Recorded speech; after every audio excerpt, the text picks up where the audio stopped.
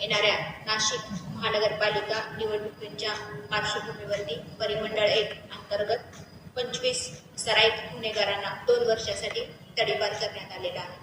अजूनही याच्यामध्ये 20 प्रपोजल हे तडीपारच्या संदर्भामध्ये त्याचं कामकाज करण्याचं काम चालू आहे। आगामी येणाऱ्या महानगरपालिकेच्या निवडणुका ह्या निर्भय वातावरणामध्ये करण्यासाठी प्रतिबंधात्मक कारवाईचा एक कृती आराखडा तयार करण्यात आलेला आहे। त्याचाच एक भाग म्हणून आज 25 लोकांच्या तडीपारच्या ऑर्डर या ठिकाणी काढण्यात आलेल्या आहेत। त्याच्यामध्ये Panchavati police station 5, Mhasrul police station 6, Bhadrakali police station 8, Mumbai Naka police station 4, Sarkarwada police station 2 असे आरोपी या ठिकाणी आहेत। सर्व सराईत गुन्हेगार आहेत आणि त्या लोकांना नाशिक शहरामध्ये आणि जिल्ह्यामध्ये येण्यास बंदी करण्यात आलेली आहे।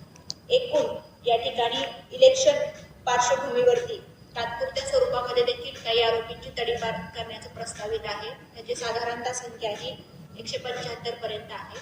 येणारी पूर्ण निवडणुका या निर्भय वातावरणामध्ये पार पडण्यासाठी माननीय पोलीस आयुक्त संदीप कर्णिक सर यांच्या मार्गदर्शनाखाली ही कारवाई करण्यात आलेली आहे आणि भविष्यामध्ये देखील अशी कारवाई सुरू